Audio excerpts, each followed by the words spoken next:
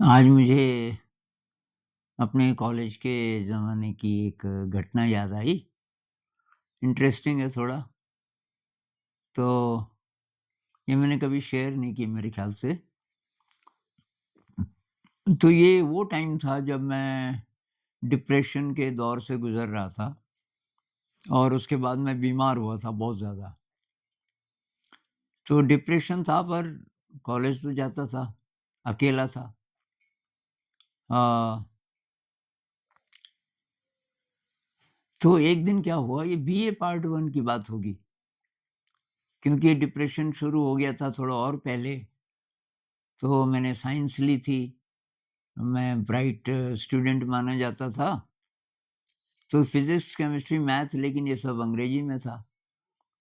अंग्रेजी मुझे आती नहीं थी तब तक, तो मुझे बहुत परेशानी होने लगी और उसी दौर में मीनिंग खत्म होने लगा पढ़ाई-लिखाई का। एम्बिशन मेरा कभी नहीं था ये नौकरी वगैरह वाला। तो मैंने कहा यार क्यों ये मुझे समझ ही नहीं आ रहा, तो मैं क्यों इसमें मैं कुछ सरल-सरल वाले सब्जेक्ट्स ले लेता हूँ। तो मैंने आर्ट्स साइड जॉइन कर ली थी, तो उसमें इंग्लिश भी थी। तो इंग्लिश तो बहुत कम आती थी अभी। तो इंग्लिश के जो हमारे गुरुजी थे काफ़ी सीनियर, काफ़ी बुज़ुर्ग भी थे।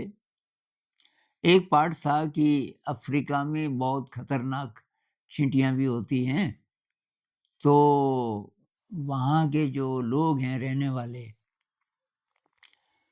तो जब वो सोए हुए हैं, वो चारपाई के ऊपर ना चढ़ जाएँ, क्योंकि वो इकट्ठे मतलब बहुत सारी चींटियाँ एक साथ आती हैं और कुछ ही मिनटों में इंसान मतलब वो ज़िंदा नहीं रह पाता, क्योंकि वो खून चूसना शुरू करती हैं, ऐसी चींटियाँ खतरनाक। तो वहाँ पे अब इंग्लिश में तो क्या लिखा था पता नहीं, वो गुरुजी ने जो मीनिंग समझाया वो ये था कि मिट्टी के तेल को पसंद नहीं करती वो चींटियाँ, मिट्टी के तेल की गंध से दूर रहती हैं।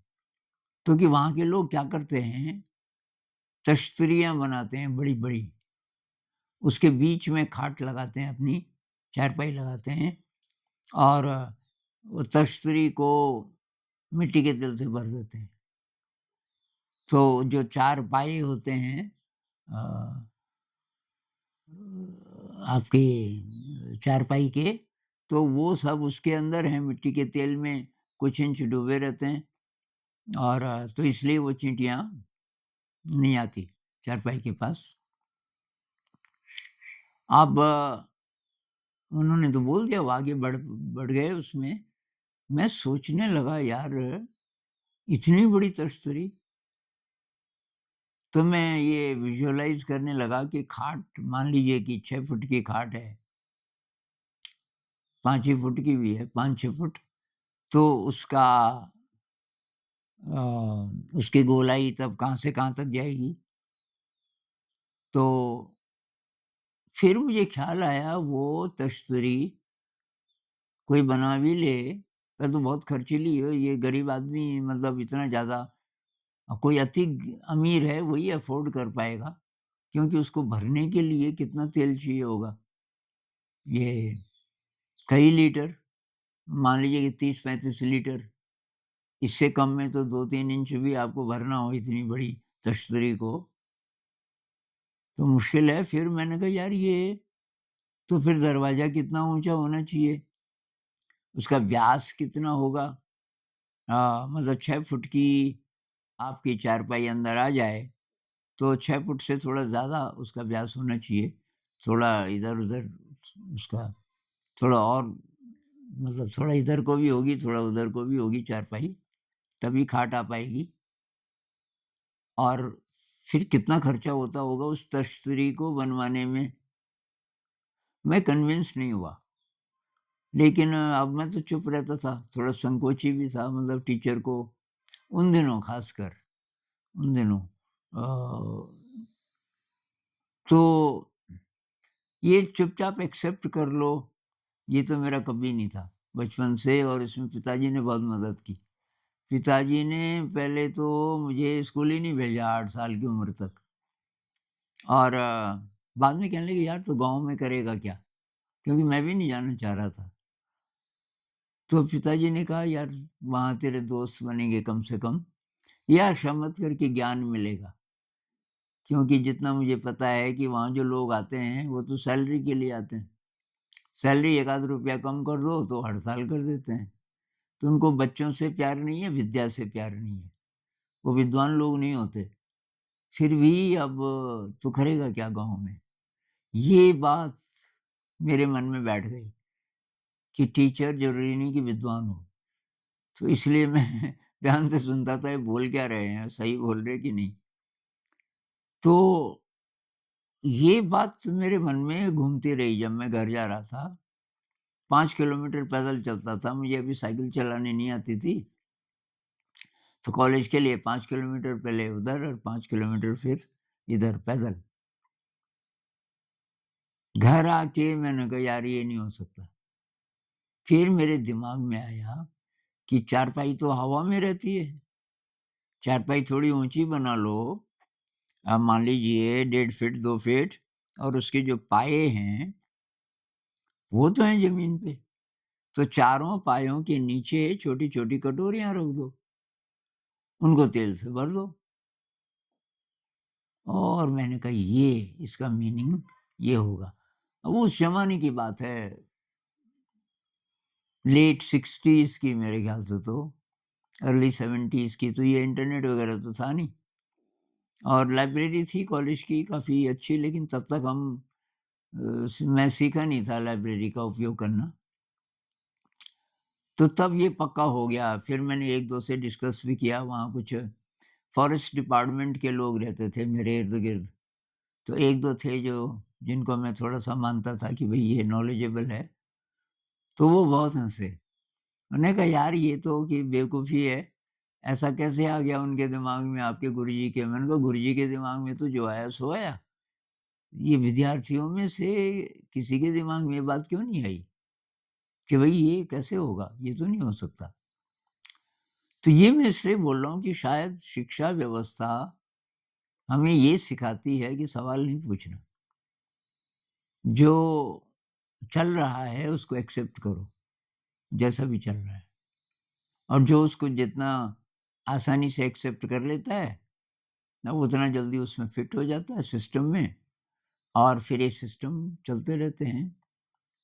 अभी जो सारी दुनिया की व्यवस्था है, जो लोग अभी नौकरी-पेशा हैं, अपना काम कर रहे हैं सब जगह, या व्यवस्थाएँ चला रहे हैं, अ, वो सब पहले बच्चे ही थे। पहले कॉलेज में थे कुछ साल पहले, अभी कोई पॉलिटिक्स में कोई बड़े-बड़े लीडर हैं, बड़े-बड़े उद्योगपति हैं इत्यादि। उनमें से क्रिएटिव थिंकिंग कितने लोगों की होगी, जो अपने ढंग से सोचते हैं? बहुत कम। एक सर्वे हुआ था बहुत पहले, उन्होंने ये पाया कि 25 साल की उम्र तक हमारी जो क्रिएटिविटी है, वो 2 ही प्रतिशत रह जाती है। 5 साल तक 98% होती है, 25 साल तक 2 ही प्रतिशत रह जाती है। तो ये बहुत ज़्यादा सोचनीय विषय है। और जो टीचर्स हैं, जो पेरेंट्स हैं, तो भाई बच्चे को प्रश्न उठाने के लिए प्रेरित करो कि भई जो तुम लोगों को जो ज़रा भी अजीब लगे तो पूछो। तो ये ऐसे मुझे याद आया, इससे क्या-क्या लिंक हो सकता है? या सोचिए, मेरा ये मानना है कि यहाँ से गड़बड़ शुरू होती है। फैमिली से, और ये शिक्षा व्यवस्था से और ये दोनों में मिली-भगत है। पेरेंट्स मिले हुए रहते हैं टीचर्स के साथ, मतलब टीचर्स जो-जो कर रहे हैं, शिक्षा व्यवस्था जैसी-जैसी चल रही है, पेरेंट्स का पार्टिसिपेशन तो है नहीं, तो क्यों भेजते हैं बच्चे वहाँ? तो भी थोड़ा-सा इस पे प्रश्न चिन्ह लगाओ। और जो एडल्ट्स हैं, जो अब सेटल्ड हो गए, जॉब वगैरह है, तो आप दोबारा से ज़िंदा होना भाई शुरू करो। अपनी खुशी के लिए भी और अपने बच्चों के भी भविष्य के लिए भी। दिमाग कैसे ज़िंदा हो, दिमाग कैसे नए प्रश्न पूछे, नहीं तो वो सब चीज़ों को बच्चा एक्सेप्ट करता जाएगा, बड़ा होगा तो सिस्टम्स को एक्सेप्ट करता जाएगा, जैसे शायद आप लोगों ने कर लिया। सिस्टम बदलेंगे नहीं फिर। सिस्टम तब बदलेंगे जब आप सवाल उठाओगे।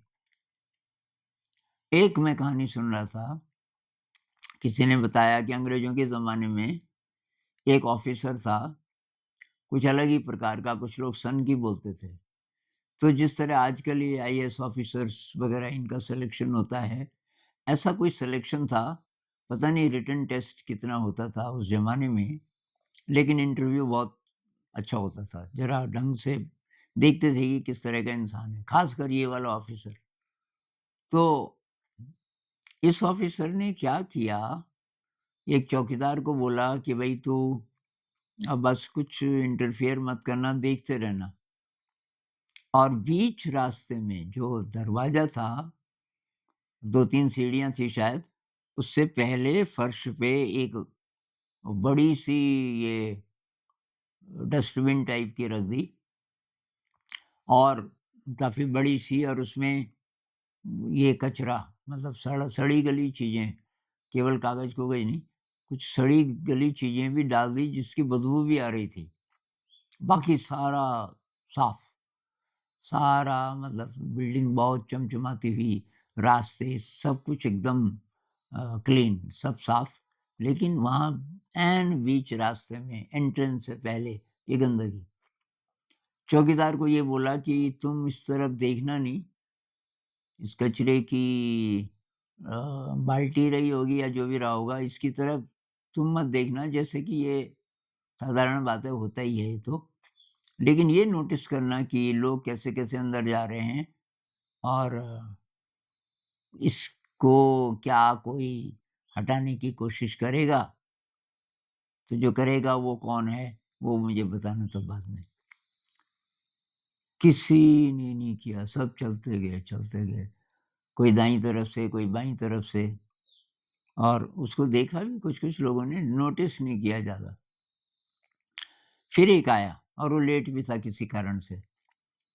तो वो आया लेकिन शांत था एकदम, और आया वो, और उसने देखा वहाँ पे कचरे की टोकरी। अब चौकीदार पीठ करके खड़ा था। उसने बोला, "ये भाई साहब।" चौकीदार मुड़ा, "ये यहाँ क्यों रखी हुई है?" उसने कहा, "जी, ये तो यहीं है, मैं आया तब भी यहीं थी।" अबे कि यहीं थी तो हटा ना इसको। तुम क्या, तुम्हारा क्या ड्यूटी है यहाँ? कि जी मैं चौकीदार हूँ। कि कैसे चौकीदार हो? तुम इसकी जो बिल्डिंग है, ये रास्ते हैं, इनकी साफ-सफाई की चौकीदारी भी तो आपकी है ना। कोई यहाँ गंदा करेगा, आप कुछ नहीं बोलोगे? कोई केला खाते-खाते आ जाएगा और ये छिलके फेंकता रहेगा, आप बोलोगे ना? कि हाँ साहब, कि फिर हटा इसको। कि भारी है, मैं भी उठाऊँ? ना, ना, कि इतनी भारी कहाँ है? क्यों, हटा यार इसको, दूर ले जाके, ये बदबू मार रही है, तू भी कैसे खड़ा है यहाँ पे तो? तो उसने कहा कि साहब जी 1 मिनट आप इंतज़ार करो हैं।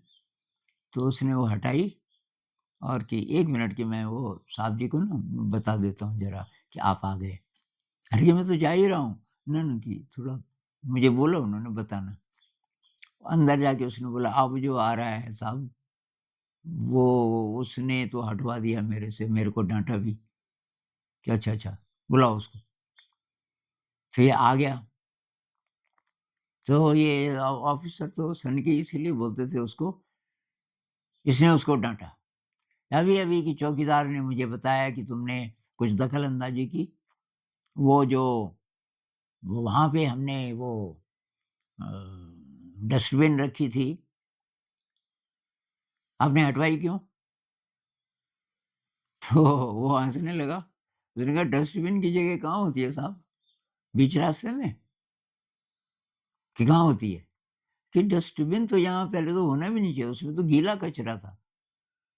भाई कागज़-कुगज़ वाली हो तो भी बीच रास्ते में तो नहीं होगी। वहाँ पर कहीं से भी नहीं हो खपरी, वहाँ कौन डालेगा उसपे कागज़? अब जहाँ कागज़ का काम हो रहा है उसके आस-पास रोक लो। तो कागज़ में तो बदबू आती नहीं, उसमें तो अ, गीला कचरा था। तो किसी ने शरारत की। वो जानबूझ के रखा होगा, और वो चौकीदार चुप, उसको भी निकालोगी, उसको आप नौकरी से निकालो, वो क्यों बर्दाश्त कर रहा था? तब ये ऑफ़िसर हँसा, उसने कहा, भई आप सिलेक्टेड। एक ही पोस्ट थी और मैं ये देखना चाह रहा था कि कोई है ऐसा इंसान जिसकी नज़र ज़िंदा हो अभी, कि नज़र हमारी व्यवस्था की गुलाम हो जाती है। लोग डरे आते हैं, इंटरव्यू के लिए आ रहे हैं और तुम तो कैसे आ रहे हो जैसे तुम्हारे बाप का घर हो। तो वो भी हँसने लगा, उसने कहा जी मुझे कुछ लेना-देना नहीं, आप सेलेक्ट करो ना करो, कर दो तो भी ठीक है, मैं आया ही हूँ कि हो गया सेलेक्ट तो तब सँभालेंगे, काम करने दोगे ढंग से तो। तो उसने कहा कि बिल्कुल अ, मैं आपके साथ रहूँगा, कोई भी आपको ना करने दे अच्छा काम तो मेरे को रिपोर्ट करना और हमें ऐसे ही लोग चाहिए, मुझे क्या ऐसे ही लोग चाहिए। मुझे कुछ-कुछ लोग पागल भी बोलते हैं, लेकिन उसने कहा नहीं साहब पागल नहीं, ये जो टेस्ट आपने दिया ना इससे पता चल रहा है कि आप सच्चे इंसान का पता लगा सकते हो। तो अब ये ज़माना तो गया है, ऐसे टेस्ट आजकल होते नहीं। जो रटा कर के जिसने बढ़िया रट लिया, वो रिटन में पास हो जाता है और अब उसमें भी वैसे ही सवाल पूछे जाते हैं। उसका चरित्र कैसा है, कितनी उसमें ओरिजिनैलिटी है, नए प्रश्न पूछने की कितनी क्षमता है, ये कहाँ होता है। फिर ऑफ़िसर बन जाते हैं, तो ऑफ़िसर बन के पहले से जो चला आ रहा है, तो वही चलता रहेगा, बदलेगा कैसे? तो ये बच्चे बदल सकते हैं जो अभी छोटे हैं, जो 8-10 साल के हैं और इससे छोटे हैं, जो इससे बड़े हैं उनको ज़्यादा मेहनत करनी पड़ेगी, लेकिन पेरेंट्स की ज़िम्मेदारी है, मत भेजो उनको स्कूल, आप अपनी व्यवस्था खड़ी करो। इसीलिए मैं बोल रहा हूँ होम स्कूलिंग और स्कूलिंग का मतलब ये नहीं कि घर पे स्कूल। स्कूल जैसे हैं उसकी काया पलट कर दो आप। होम स्कूलिंग का मतलब है कि जहाँ सचमुच विद्या हो रही है। तो वहाँ बच्चे नए-नए प्रश्न पूछ रहे हैं, वहाँ नए-नए अन्वेषण कर रहे हैं, एक्सप्लोर कर रहे हैं, रिसर्च कर रहे हैं। ऐसी जगह बनाओ और खुद ज़िंदा हो। जितने भी ये नहीं कि नौकरी लग गई जी अब तो पैसा भी ठीक-ठाक है। और दिन भर नौकरी वहाँ गए ऑफ़िस-ऑफ़िस में और फिर वापस आए, टीवी-टूवी देखा या आजकल ये जो भी है स्मार्टफ़ोन, फिर सो गए। ऐसे में आपको कभी रस नहीं आएगा ज़िंदगी में। क्रिएटिव होना पड़ेगा, उसके लिए आपको ज़िंदा होना पड़ेगा, तभी आप बच्चों के लिए भी कुछ कर पाओगे। नमस्कार।